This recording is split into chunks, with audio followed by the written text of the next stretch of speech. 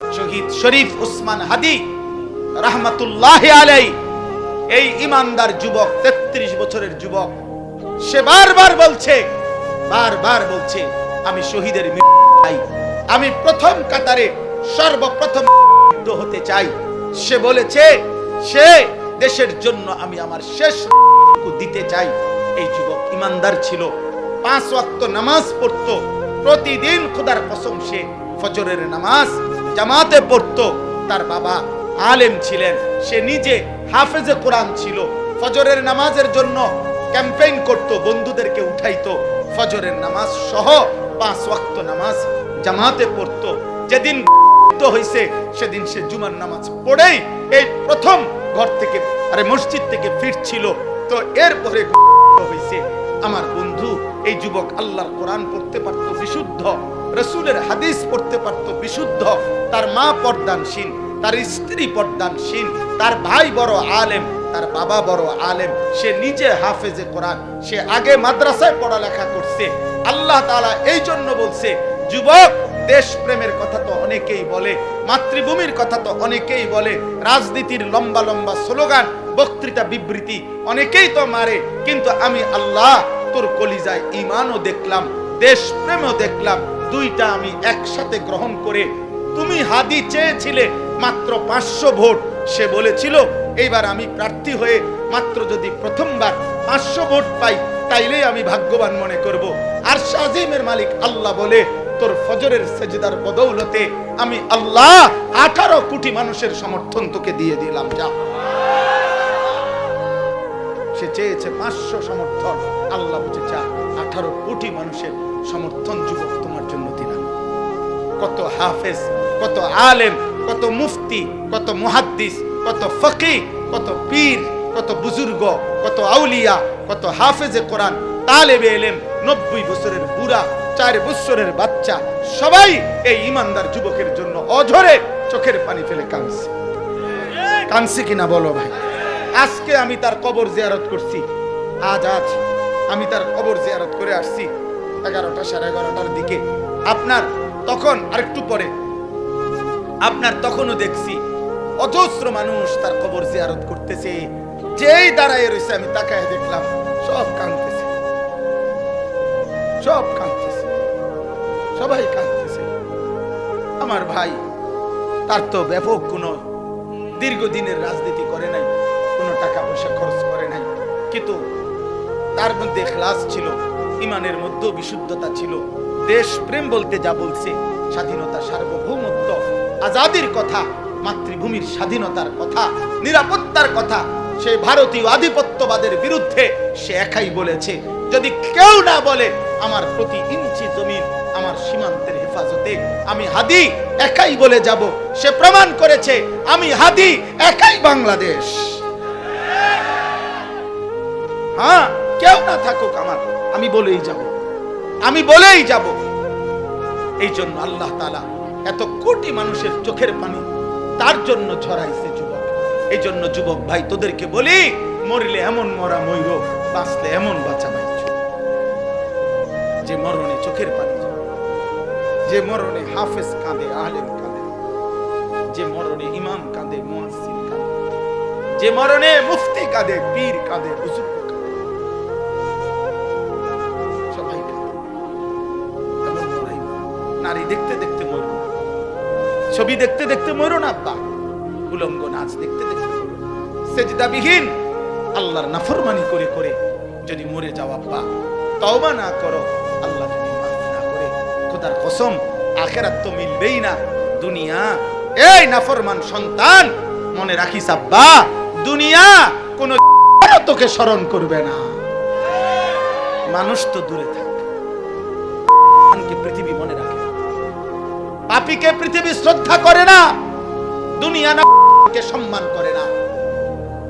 দুনিয়া ভোগ করা যায়, দুনিয়া ফেরাউনও ভোগ করছে, কিন্তু আজকে কোন মানুষ পৃথিবীতে ফেরাউন এই নাম কোন নামও রাখে না, নমরুদ এই নাম কোন মানুষ রাখে না, আবু জাহেল এই নাম কোন মানুষ, আমার নবীর এই দুশমনের নাম কোন নামও কেউ রাখে না।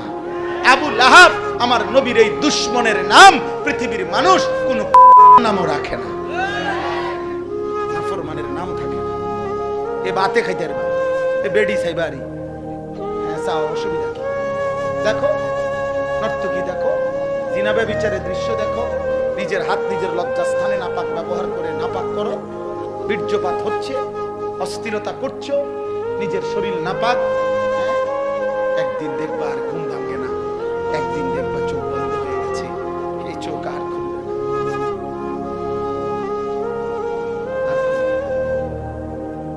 আর খুলবে না। সেদিন বুঝবা স্বার্থ করে এই দুনিয়া কাউকে মনে রাখে না, কাউকে না, কাউকে মনে রাখে না। আমি অনুরোধ করলাম, 1450 বছর আগে এক যুবক কৃষ্ণাঙ্গ ছিল, কালো হাবশি গোলাম কৃতদাস, কালো চেহারার, কিন্তু আল্লাহকে রাজি করে গেছে, 5 ওয়াক্ত নামাজের সেজদা দিছে। আমার নবী সাল্লাল্লাহু আলাইহি সাল্লামের ভালোবাসা কলিজার মধ্যে ভরা ছিল। আরশ আজিমের মালিক বলছে, আল্লাহ বলছে আমি তোকে গ্রহণ করলাম। তো 1450 বছর পরেও পৃথিবীর লক্ষ কোটি ইমানদারের সন্তানের নাম বেলাল। বেলাল দেশে দেশে, বেলাল পৃথিবীর প্রান্তে প্রান্তে। বেলালের কোনো দেশ নাই, বেলালের কোনো সীমান্ত নাই, বেলাল পৃথিবীর এই প্রান্তে, বেলাল পৃথিবীর ওই প্রান্তে, সর্বত্র। এই একদিন মনে রাখো আব্বা, শহীদ শরীফ উসমান হাদি রাহমাতুল্লাহ আলাইহি, এই ইমানদার যুবকের নাম ইনশাআল্লাহ 1000 বছর পরে আমার বাংলার মাটিতে যেই সন্তান জন্ম নিবে, সেও বুঝ হওয়ার পরে শহীদ শরীফ উসমান হাদির নাম তার কলিজায় রব বসায় দিবে। 1000 বছর পরের প্রজন্ম তাকে চিনবে। মনে এই পৃথিবীর তৃতীয় উসমান, উসমান হাদি, যে পৃথিবীতে সোনার অক্ষরে যার নাম লিখে। দ্বিতীয় উসমান, প্রথম উসমান, উসমান ইবনে আফফান ইসলামের তৃতীয় খলিফা।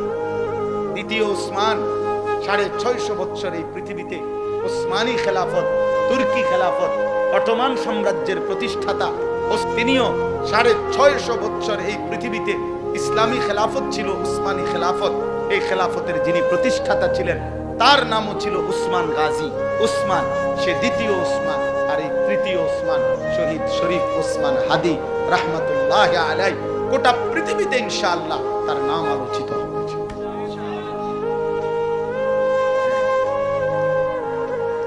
রাজনীতি আগেও কেউ করছে, পরেও কেউ করবে, কিন্তু কলিজার এত পানি, চোখের এত পানি আর কেউ জড়াইতে পারবে না।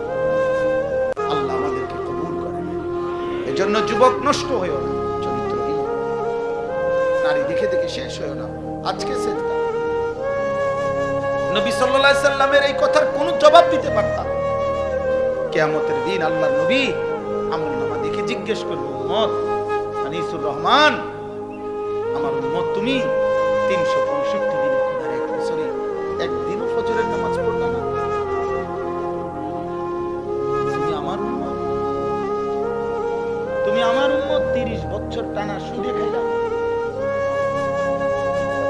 60 বছর বয়স তোমার, প্রতিদিন বিড়ি সিগারেটই খাইয়া গেলাম, তুমি আমার উম্মত। 60 বছরও মনে পড়ে না এটা গুনাহ?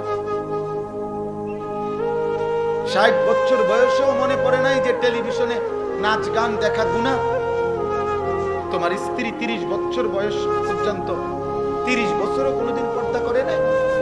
তোমার মৃত্যু পর্যন্ত তোমার ঘরে নিয়মিত রঙিন টেলিভিশন চলতো, নর্তকী নাচতো, নাটক সিনেমা চলতো, তুমি আমার উম্মত। তুমি কবরে আসছো এটা কি নিয়া? হাসরে আসছো এটা কি নিয়া? আমি কি দেখে সুপারিশ করব? কথা বলে না। নবী সাল্লাল্লাহু আলাইহি সাল্লাম যে সুপারিশ করবে এটা জানেন? কথা বলেন না কেন? জানেন তো? সুপারিশের কোনো কাগজপত্র লাগবে না, কোনো ফাইল টাইল লাগবে না, এমনি। হ্যাঁ, তো আপনি কি দেখাবেন? আরে বলেন না, আপনি কি দেখাবেন? এই সুদখোর বাপ, আপনি কি দেখাবেন? এই বিড়িখোর বুড়া মিয়া, 60 বছরের বুড়া চাচা, আপনি অনবিড়ি খান কোন লজ্জায়? আপনি চা দোকানে টেলিভিশন দেখেন কেন?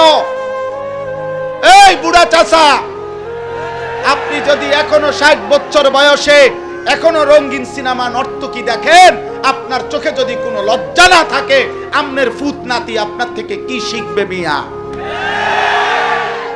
আমার বিরোধিতা করেন, কাল বলে দিয়েন এমন হুজুরের ডাকাইতা হুজুর আজ জীবন আইল না। কইয়েন আপনি বলে যাই না, বলে অন কোন তারা রেকর্ডিং করে যে এমন হুজুর আর আইল না। এরকম ডাকাইত হুজুর তো দেখছি, কিন্তু আপনি বলেন এই বুড়া চাচার এখনো লজ্জা হওয়ার সময় হয়নি? আপনার 60 বছর আপনার শরম হইতো না? আপনার থেকে আখলাক শিখবে কিভাবে? আখেরাত শিখবে কিভাবে? প্রজন্ম চোখের সামনে শেষ হয়ে যাচ্ছে, আমাদের চোখের সামনে আমাদের ছেলে মেয়েরা চরিত্রহীন হয়ে যাচ্ছে। এক ওয়াক্ত নামাজ পড়ে না, মুসলমানের ঘরে রাত আসলে ঘুমান। আমি জীবনে একবার আমার আব্বারে জীবনে একবার বলছিলাম, আব্বা আমি এই মাদ্রাসায় পড়বো না, আরেকটা মাদ্রাসায় আমারে ভর্তি করায় দেন। আমার আব্বা বলছিল, ফুত পরের লোকমা ভাত আমার ঘরে খাইও না, সাবধান। পরের লোকমা দিতে নিষেধ করছে। ভাইর তোমার জেনে মনে কর পড়লে পড়ো, না পড়লে বাদ দাও, কিন্তু আমার ঘরে এক লোকমা ভাত খাইও না। কসম খোদার, চোখের পানি ফেলতে ফেলতে পরে মাদ্রাসায় গেছি গাছে, এই বাপ বাদ দিত না।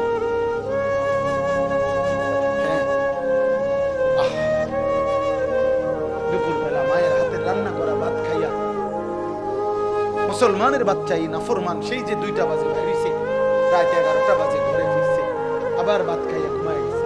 আহা মা বাপ একটা বার জিজ্ঞাসাও করে না আসর নামাজ কই পড়ছো, মাগরিব কই পড়ছো। এখন কারো কোনো কিছুর দরকার নাই, তো টিয়া হইলেই তো টেনশন শুধু একটাই, বিদেশ যায় উনি টাকা কামাই করবে, পয়সা দরকার, পয়সা তার নামাজ দিয়ে তে বুঝুক আমার টাকার দরকার। এই জন্য ফুতেরে কয় যে বুঝছি তোমার দিয়ে হইতো না, কোনো কামে লাগলে লাগো, নইলে বাড়ি যাও। টাকা দিলে লাইনে আছে, টাকা না দিলে বেলায় আছে। সন্তান বুঝা গেল আপনার সন্তান আপনার টাকা উপার্জনের মেশিন বানাইছে। 18 বছরের ছেলেটা আপনাকে আল্লাহ দিছে পয়সা কামানোর লেগে, এটা এর মধ্যে আখেরাত নাই। আপনার স্ত্রীর আখেরাত নাই, আপনার মেয়ের আখেরাত নাই। এটাই সফলতা যে পয়সাওয়ালা জামাই চাইয়া মেয়েটা বিয়ে দিছি, খালাস সফল। আল্লাহ আমাদেরকে বুঝ দান করেন, আল্লাহ আমাদেরকে ফিকির দান করেন। অনুভূতি চাই বাবা। অভিভাবক আপনারা বদলান, আপনারা চেঞ্জ করেন, আপনারা হিসাব লাগান। এই সমাজ এমনি ছেড়ে দিলে হবে না, আগামী প্রজন্ম নিরাপদ থাকবে না। এই ছেলে পেলে এরা তোমরা বড় হইবা বাবা, আমার কথা বুঝো। তোমরা যারা এই 14, 16, 18, 20 বছর বয়সী একটা প্রজন্মের যদি বড় অংশ, তোমরা যদি বেনামাজি হইয়া বেড়ে ওঠো, তোমরা যদি নারী দেখতে দেখতে, ছবি দেখতে দেখতে, উলঙ্গ দৃশ্য দেখতে দেখতে তোমরা যদি বেড়ে ওঠো, খোদার কসম আব্বা তোমাদের হাতের পরের জেনারেশন ওরা বহুত বড় কমবখ, বড় বেশি দুশ্চরিত্র হবে।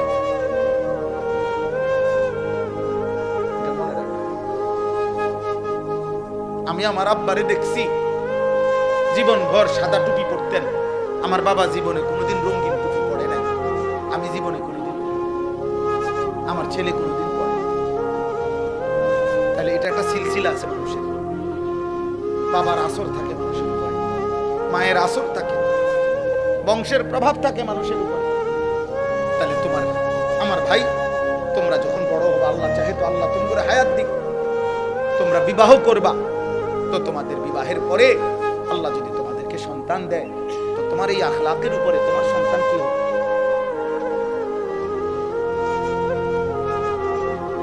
বলো ভাই। একটা ছেলে ভাই, আল্লাহ তৌফিক দান করুন। চলেন এই আয়াতগুলোর অর্থ শুনি। আল্লাহ তাআলা বলেন সূরা কাসাস 28 নম্বর সূরা, দেরি করব না, শুধু অর্থ বলবো। 20 নম্বর পারা, সূরা কাসাস 28 নম্বর সূরা, 51 থেকে 56 6টি আয়াত পড়ছি। এই তরজমা আগে 1 মিনিট তরজমার জন্য সুবিধার্থে 2টা মিনিট একটা কথা বলুন। আমাদের নবী সাল্লাল্লাহু আলাইহি ওয়াসাল্লাম ওনার সাহাবারা নবীজি সহ প্রকৃত বড় যে হিজরত করছেন সেটা হলো মক্কা থেকে মদিনা। কোথায়? কিন্তু এর আগে সাহাবারা নবীজির নির্দেশে আরেকটি হিজরত করছিলেন, সেটা হলো মক্কা থেকে আবিসিনিয়া, হাবাসা, আবিসিনিয়া এলাকা। ওইখানকার বাদশাহ ছিল বাদশাহ নাজ্জাশী, যিনি খ্রিস্টান ছিলেন এবং তার উজির সভাসদ তারাও ছিল খ্রিস্টান। ওইটা খ্রিস্টান অধ্যুষিত এলাকা ছিল। বর্তমান মানচিত্রে এটার নাম হলো ইথিওপিয়া। আমার আল্লাহর ঘরে একজন মৌলানা দেখছিলাম আমরা, ইথিওপিয়া। তো এই ইথিওপিয়া মানে আবিসিনিয়া বলতো আগে, হাবাসা। এই হাবশার মধ্যে আল্লাহর নবী সাল্লাল্লাহু আলাইহি সাল্লামের আদেশে নবীজি সাল্লাল্লাহু আলাইহি সাল্লামের নবুয়তের 7ম বছর সাহাবায়ে কেরাম প্রায় 72 থেকে 74 জন ওনারা মক্কা থেকে সেখানে হিজরত করে গেছিলেন।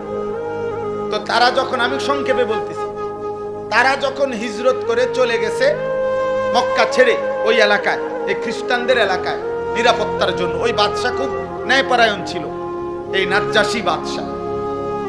তো মক্কার 2 জন কুরাইশ নেতা, কাফের নেতা মক্কায়, তারা ওই আবিসিনিয়ায় গেছে নাজ্জাশী বাদশার কাছে অভিযোগ নিয়ে যে আপনার এলাকায় আমাদের এলাকার থেকে কিছু দুষ্কৃতিকারী, কিছু মনে করেন চোর ডাকাইতের মতো কইলো আর কি, বা কিছু খারাপ চরিত্রের লোক আমাদের এলাকার থেকে ভাইগা আপনার এলাকায় এসে আশ্রয় নিছে, আপনি তাদেরকে আমাদের কাছে ফিরায় দেন, নয়তো আপনার এলাকার নিরাপত্তা শূন্যতা হবে। তো নাজ্জাশী বাদশা খ্রিস্টান, সে বলতেছে যেই আসুক আমি সরাসরি তার মুখ থেকে তাদের আত্মপক্ষ সমর্থনের সুযোগ না দিয়া আমি তোমাদের হাতে তুলে দেব না, বাইর করব না, ওরা কথা বলে রাখ, আমি শুনি কি কইতে চায়। তো বাদশা নাজ্জাশী তখন ওই সাহাবায়ে কেরামের এই জামাতকে খবর দিছে যে তোমাদের বিশেষ একটা প্রতিনিধি বাদশার দরবারে আসো এবং তোমাদের কথা বলো, তোমরা কোত্থেকে আসছো, কেন আসছো, কি হয়েছে তোমাদের ঘটনা বলো। এখন 72 জন সাহাবীর পক্ষ থেকে রাসূলুল্লাহ সাল্লাল্লাহু আলাইহি ওয়াসাল্লামের আপন চাচাতো ভাই হযরত জাফর ইবনে আবি তালিব রাদিয়াল্লাহু তাআলা আনহু, জাফর এই মুতার যুদ্ধে যিনি শাহাদাত বরণ করছিলেন, নবীজির আপন চাচাতো ভাই, মানে আলী রাদিয়াল্লাহু তাআলা আনহুর ভাই জাফর, এই উনি নেতৃত্ব দিয়ে আরো 10-12 জন নিয়ে বাদশার দরবারে আসছে। আয়েশা বাদশা এবার বলছে যে এই 2 জনকে চিনো? বলছে হ্যাঁ চিনি, তারা আমাদের এলাকার, ওই যে কুরাইশ যে কাফের 2 জন আইছে না, ওরা, ওদেরকে চিনো? হ্যাঁ চিনি, আমাদের। আচ্ছা, এখন তোমরা কেন আসলা এই এলাকায়, আর তোমরা কি ছিলা, কি হইল, কেন আইলা? তখন তাফসীরের মধ্যে আছে হযরত জাফর ইবনে আবি তালিব রাদিয়াল্লাহু তাআলা আনহু একটা লম্বা ভাষণ দিয়েছে এই বাদশার দরবারে। বলেছে, বাদশা আমরা চরিত্রহীন ছিলাম, লম্পট ছিলাম, নারী, জিনা, ব্যভিচার, মদ, জুয়া, হত্যা, খুন, চুরি, ডাকাতি, রাহাজানি, মারামারি, হানাহানি, এই ছিল আমাদের জীবন। আমরা এটাই করতাম। আমাদের জীবন ছিল নারী, নেশা, মারামারি, এই 3 জিনিস এবং যাবতীয় পাপ। আমাদের বংশ থেকে আমাদের দীর্ঘদিনের পরিচিত 40 বছর ধরে আমরা যাকে দেখছি, আমাদের চোখের সামনে যে বড় হইছে, যার চরিত্র আখলাক আমরা একেবারে বুঝ যাওয়ার পর থেকে কোনোদিন যার চরিত্রে আমরা কোনো কলঙ্ক দেখি নাই, এমন একজন পুত পবিত্র মানুষ, তিনি আমাদেরকে একটি ধর্মের দিকে আহ্বান করছেন, এক কালেমার কথা আমাদেরকে বলছেন এবং এই যাবতীয় অপরাধ পাপ ছেড়ে দিতে বলছেন। তা আমরা আল্লাহকে মেনে ওই নবীর কথা অনুসরণ করে আমরা আগের যত মন্দ অভ্যাস এগুলো ছেড়ে দিছি এবং এখন আমরা আল্লাহর ইবাদত করি, আমরা মানুষের হক আদায় করি, ইনসাফের উপরে চলতে থাকি। এই আমাদের অপরাধ। এই কথাটা সত্য কিনা এটা অবরে জিজ্ঞাসা। ওই যে এই দুইজন। এখন মক্কার কুরাইশ এই দুই লোককে নাজ্জাশী বাদশা জিজ্ঞাসা করছে যে বলো বলো যে সে যে বলছে এই কথা ঠিক কিনা। এবার হেরা কহ ঠিক। কত তাহলে একটু আগে কি বললাম